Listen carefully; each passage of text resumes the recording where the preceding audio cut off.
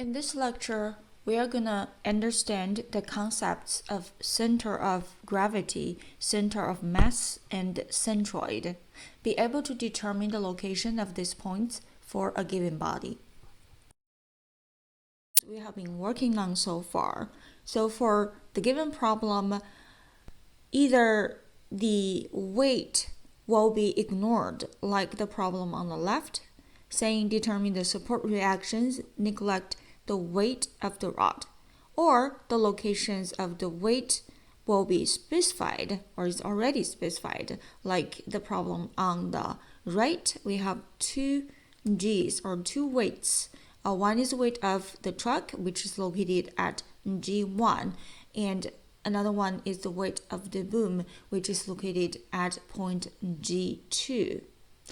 So what if the weight should be considered into the analysis but is not given where the weight is located? How do we find the location of the weight? So that's the problem we're going to solve after this lecture. Will look like this. You have a water tank and it has irregular shape. So how can we determine the resultant weights if we know the weight of the cylinder and the weight of the semicircle or the dome on the bottom? And how do we determine the resultant weight? And then how do we determine the locations of the resultant weight if they are not given? Knowing the resultant or total weight of a body and its location is important when considering the effect this force produces on the body. So let's just start from the very familiar example of a pile of sand. So a pile of sand can be considered as a body that is composed of an infinite number of particles. And so if the body is located within a gravitational field, then each of these particles will have a weight dW, differential weight. However, when we treat this weight or when we do an analysis for this pile of sand, we never use the differential weight, the weight of each particle. Instead, we will use a total or the resultant weight, W, and we locate it at the centroid or the center of the gravity. So in this chapter, we're going to solve problems like that. We're going to find the resultant force and also put it at a proper location. And this resultant force is not any other forces, but is the weight of the whole body, and the place we placed it at is the center of gravity. Let's take a look at the center of gravity. So the center of gravity is a point and often shown as G, which locates the resultant weight of a system of particles or a solid body. So this analysis is very similar to the analysis we did earlier, where we replace the distributed load with one concentrated load. So here we're replacing the distributed weight with one concentrated weight. So the concept is the same. So this force W, or the weight, must provide equivalent effect as the distributed load, which includes the effect of force and effect of moment. So it means weight, the W, not only needs to equal to the resultant force of the distributed load, it must also be properly positioned as well in order to have the same moment with respect to any point as the distributed load. So here, there's one thing you also want to know is, since this weight W passes through the point G, so the moment about point G must be 0. So we can also say that the sum of moments due to the individual particles' weight about point G must also equal to 0, because they should have the same effect about any point.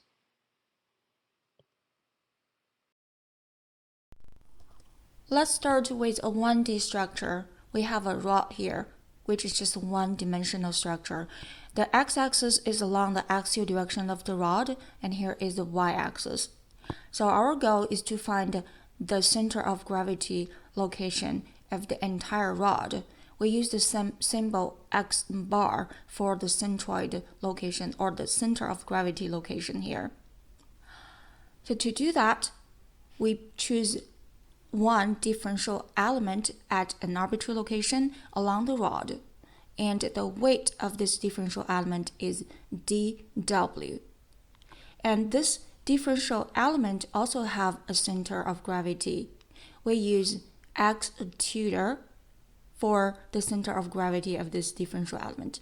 So if this dw is located at x tutor, then the center of gravity of this differential element is also x tutor based on this xy coordinate. So it's located right here in the middle of this, in the middle of the body. Since the body is fairly small, so it's the same location as the differential element.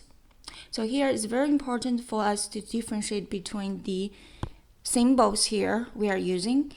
X tutor is the center of gravity location of each differential element, and x bar is the center of gravity location of the entire body.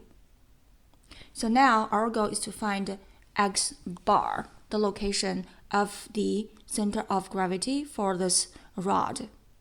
So first, let's take a look at the weight, the resultant weight. So the resultant weight from the equilibrium of the force equation should be equal to the sum of all the forces pointing down. Since we have an infinite number of differential elements, so to get to the sum, we need to perform integration. Therefore, the weight, the resultant weight of this rod equals to the integration of differential weight dw. Integrate from 0 to the length of the rod. And next, this weight must be properly positioned so it will create the same moment about any point as the moment caused by all the differential elements. So in other words, the resultant moment must be equal to the sum of the differential moments caused by dw's. Again, we have an infinite number of dw's, so the sum should be an integration. Now, the x bar is the location of the weight, so which also becomes the moment arm of the weight about the y-axis.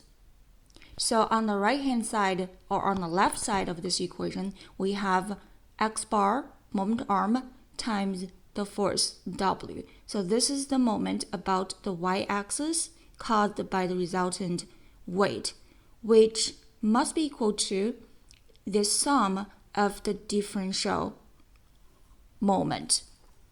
So this integrated part, x tutor, is the moment arm of the dw. So x tutor times the dw is the is the differential moment about the y-axis. So to get the sum of unlimited number of elements, we need to perform integration. And now we can solve for this x bar. So x bar, the location of the center of gravity for the entire rod, equals to the integration of x tutor dw over the resultant weight, which equals to the integration of the differential weight. Next, let's take a look at a 2D shape, which is a plate. So for this plate, again, similarly, we are looking for the location of the center of gravity, the point G. So the G is located at X bar and Y bar. So we're looking for X bar value and Y bar value. So we're gonna use the same relation. So this is the moment about the y-axis. So the moment about the y-axis caused by this weight W should be equal to the moment of about the y-axis caused by the differential weight dW.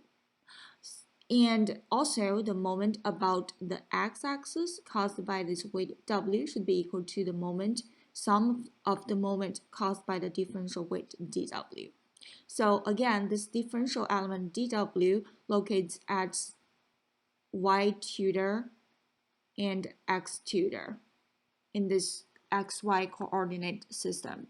So now we have x bar, same formula as before, equals to the integration of x tutor times dW over the integration of dW, and y bar equals to the integration of y tutor dW over the integration of dW.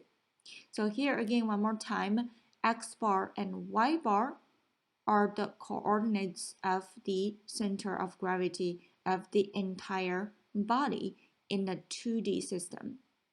And x tutor and y tutor are the coordinates of the center of gravity of each differential element.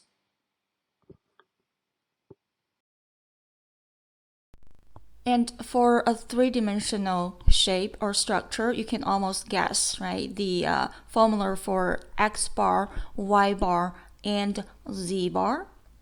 So we choose the dW, the differential element, at an arbitrary location. And again, we use x tutor, y tutor, and z tutor in a xyz coordinate system. So from the moment about the y-axis, we can get this relation. And moment about the z-axis, moment about the x-axis. And from those three equations, we can solve for the location of the center of gravity G with respect to the x, y, and z axis. Again, they're very similar. X bar equals to the integration of x tutor dW over the integration of dW. Y bar equals to integration of y tutor dW over the integration of dW. And z bar equals to the integration of z tutor dW over integration of dW. From the center of gravity, we can get the center of mass. From the relation between the weight and mass, weight equals to mass times gravitational acceleration, which will be a constant. We use 9.81 meter per second squared.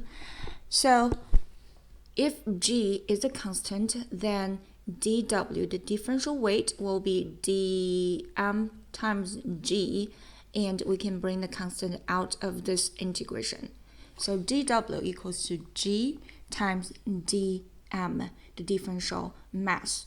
So now if we replace all the dW's in this center of gravity formulas and cancel the G term out, we can get the coordinates of the center of mass, which we just need to replace dW in this coordinates of center of gravity with dm, which will be the coordinate of the center of mass.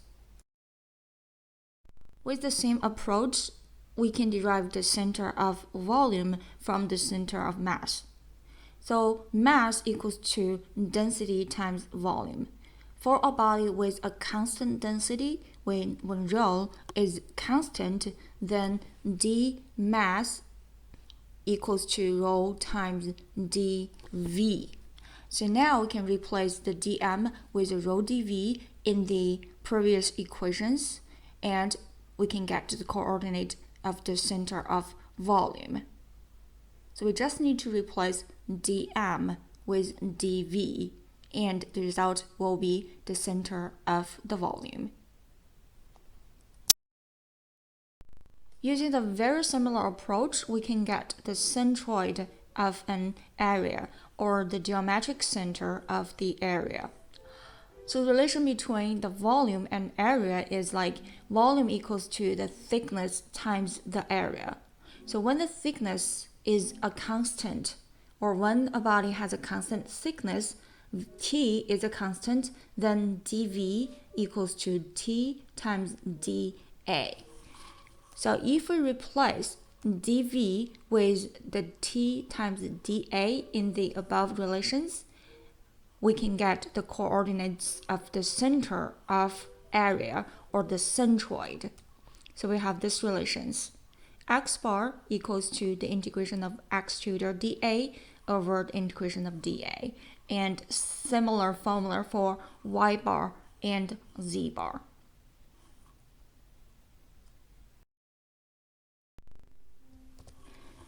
We use letter C for the centroid. So the centroid C is a point defining the geometric center of an object. We already derived the center of the gravity, center of mass, then center of volume, and the centroid. And we see that the centroid sometimes coincides with the center of mass or the center of gravity, but only when the material of the body is homogeneous, which means we have a constant density throughout the body, and also the thickness of the body should be a constant value as well, or uniform thickness. If an object has an axis of symmetry, like for this rectangle, then the centroid of the object lies on that axis. In some cases, the centroid may not located on the object, like this quarter or semicircle arcs. Their centroids are located outside of the body.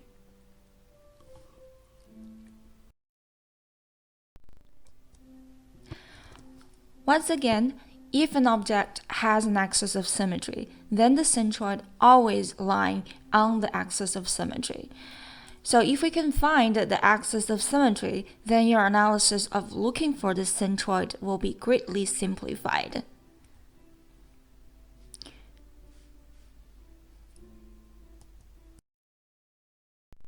Let's take a look at the steps we need to take to determine the centroid of a given area.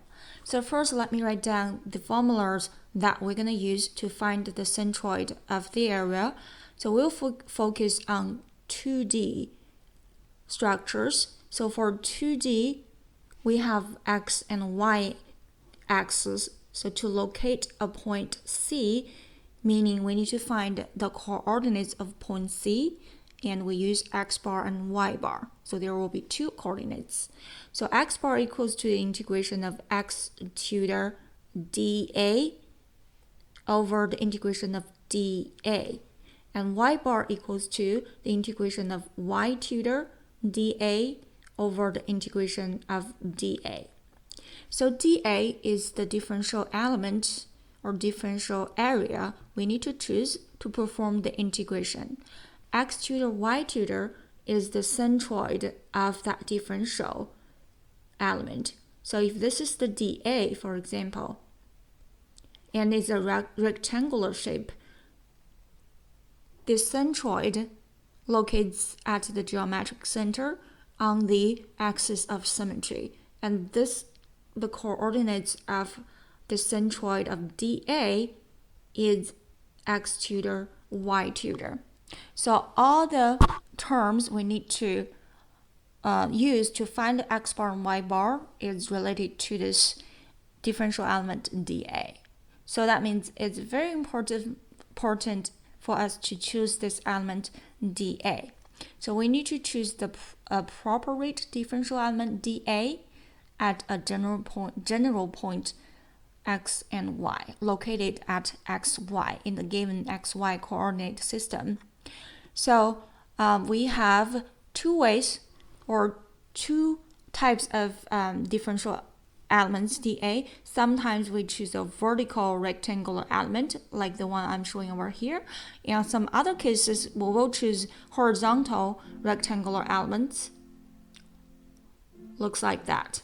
Okay, so if we have the xy coordinates like this, the horizontal axis is the x and the vertical axis is y, then the vertical strip means the thickness of this differential element is dx, and the vertical element means the thickness of this differential element is dy. Okay, so generally, if y is easily expressed in terms of x, then meaning we need to integrate over the x-axis, so all the terms will be expressed or should be expressed in terms of x, and then we're going to perform the integration over x. If the converse is true, meaning if x can be easily expressed in terms of y, then we need to choose the horizontal rectangular element, and all the terms, the dA, x tutor, y tutor, should be expressed in terms of y. Then we perform the integration along the y-axis or along the y direction. So you will see that in the following examples. So after that, we're going to express dA in terms of the differentiating element, dx, if we choose a vertical rectangular element, or dy, if we choose the horizontal rectangular element. And also determine the coordinates x tutor, y tutor, which is the centroid of the rectangular element, and also will be in terms of x and x or y. So express all the variables and the integral limits in the formula using either x or y, depending on whether the differential element is in terms of dx or dy, respectively, and perform the integration. So again, if we choose a vertical strip like the one showing here, then we are going to express all the terms in terms of x. On the other hand, if we choose a horizontal rectangular element like this, then all the terms in this formula should be expressed in terms of y, and we're going to integrate over the y. Similar steps are used for determining the center of gravity and center of mass, since the formulas are very similar. So these steps will become more clear by doing a few examples. Let's look at one example. So we're given this area, and it's almost a triangle, but with a curved side. And for this side, there's relation between y and x is y equals to x cubed. And we're looking for the centroid location, x bar and y bar. So here are the formulas we're going to use to calculate x bar and y bar. And again, the very first step is to find the dA, the differential area. So since y is already expressed in terms of x, so that's indication that we should, or it's easier to write all the terms including x bar, y bar, and dA in terms of x. So in that case, we should choose a vertical rectangular shape, and this will be my dA. So this dA is located at an arbitrary location, x. So if that is x, and this point, based on this function of xy function, this point is xy. So the height of this differential area dA equals to y. Now we can express dA, or another thing we need to specify is the thickness of this strip is dx since it's along the x direction. So it's located at x and the thickness is d of x. Therefore, dA can be written in terms of x, which equals to the thickness or the base is dx and the height is y. So it's y times dx. So we need to take one more step. Again, we need to write everything in terms of x. So y equals to x cubed, because y is on that curve, and the relation of y and x on that curve is y equals to x cubed. So x cubed times dx. Next, we need to locate x tutor and y tutor, which is the centroid of this differential element dA. So it's located here. Now we can see x tutor is the x coordinate of this point C equals to x. Okay, so this is the x tutor.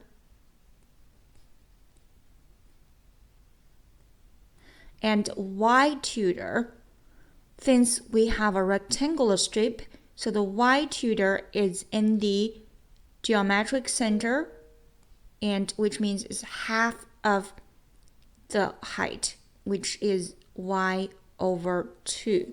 So that's y tutor. Okay, this point location is x tutor, y tutor, and again, everything will be expressed in terms of x. So then, x tutor equals to x, and y tutor equals to y over 2. Take one more step, since y is x cubed, so x cubed over 2. So all the terms we need are expressed as a function of x. So we can perform integration from along the x-axis from x to equal to 0 to x equal to 1, because the overall length of this area is 1 meter. All right, let's take another look for this problem. So since y is given in terms of x, so we're going to choose the dA as a vertical rectangular strip, and we figure out the x tutor location and y tutor location. And we express dA as a function of x. dA equals to y, the height of the strip, times dx, the width of the strip, which equals to x cubed times dx, and x tutor equals to x. Y tutor is located at the geometric center, which is half of y, so which is x cubed over 2. And next, we're going to substitute all the terms into the formula. So x bar equals to integration of x tutor dA divided by the integration of dA, which is actually the area of the shape. So we're going to plug into the numbers. X tutor equals to x. dA equals to x cubed times dx, and over the equation of x cubed times dx, and we're going to integrate from 0 to 1, and x bar equals to 0.8 meter. And similarly, we can calculate y bar. Y bar is the integration of y tutor dA over the integration of dA. So express everything y tutor and dA in terms of x and integrate from 0 to 1. So y bar equals to 0.2857 meter. So we find the centroid location of this given area. So let's review one more time to check the differences between all the x's and y's we used to solve this problem. First of all, x, y. is an arbitrary location, or is the location of the differential strip area dA, and this is the point has the coordinates of x, y. So is the intersection of dA with the curve. X bar and y bar are what we're looking for. Is the location, is the coordinate of the location of the centroid of the whole area. X tutor, y tutor is the coordinate of the location of the centroid of dA. Second example, the shape is given and the horizontal rectangular strip dA is also shown. That means if we are going to look for x bar and y bar, we can integrate over y. So the strip is a horizontal rectangular strip.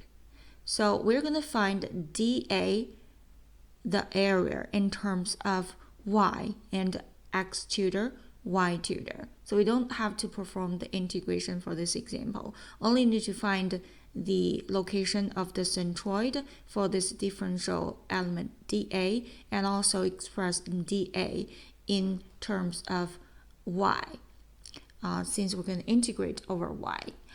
Okay, so let's figure out the location of this strip first.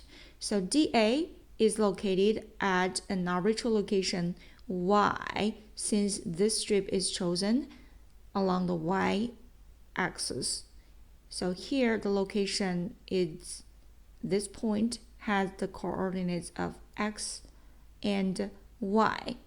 So we say we choose a strip at an arbitrary location x, y, and the width or the thickness of this element, again, because it's along the y direction, so the thickness is dy.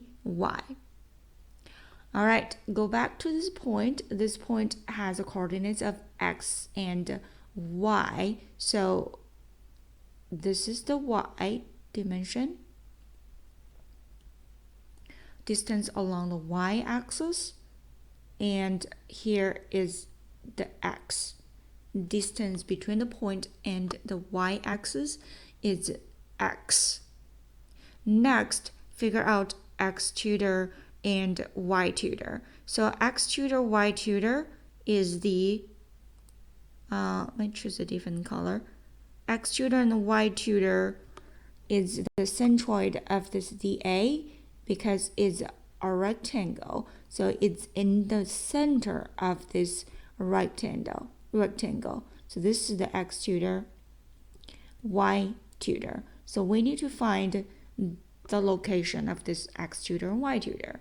Okay, the distance from the y-axis and the distance from the x-axis. So first of all, this y tutor equals to y, because that's the location of this strip at y and x. Okay, and the distance to the x-axis is y, equals to the location or the distance of this strip. And x tutor, we need to do some calculations for the x tutor. So x tutor is located in the center of this strip, okay, halfway through the strip. So let's figure out the length of this strip, because the overall entire length is 1 meter, and from the y to the point is x, so the rest of it, or the length of this strip, is 1 minus x.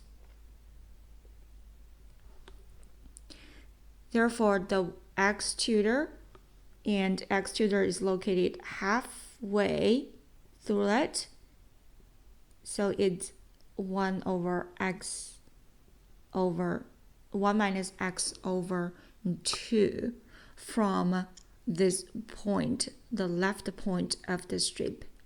So the x coordinates of this x tutor will be x plus x plus 1 minus x over 2. So that's the x tutor value. And again, y tutor is just y. So let's look at this figure one more time and figure out the values. Okay, x tutor equals to x, change the color back, x plus the segment, which is 1 minus x over 2. And y tutor equals to y. And dA equals to the overall length of the strip, which is 1 minus x. From the top figure, you can see that, times the thickness of the strip, which is dy. So we're going to express everything in terms of y, since the integration or the strip is a horizontal rectangular strip. So x equals to y squared, 1 minus y squared times dy. This will be the dA expressed in terms of y. Next, x tutor is x plus 1 minus x over 2. And again, simplify that and replace x with y squared. So now x tutor is expressed in terms of y. Y tutor is y. So now every term we need for the x bar and y bar are expressed or is expressed in terms of y. So we can integrate from 0 to 1 in this case as well. So let's just take one more step to show you if we need to find the x bar. So x bar equals to the integration of x tutor dA over integration of dA.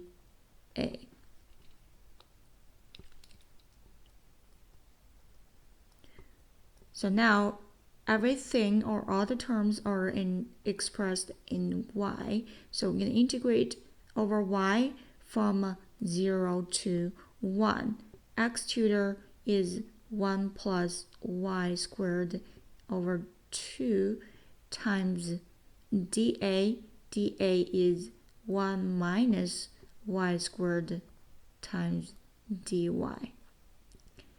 So we can perform the integration over y, and the dA, again, it's 0 to 1, 1 minus y squared dy. Same idea for the y bar.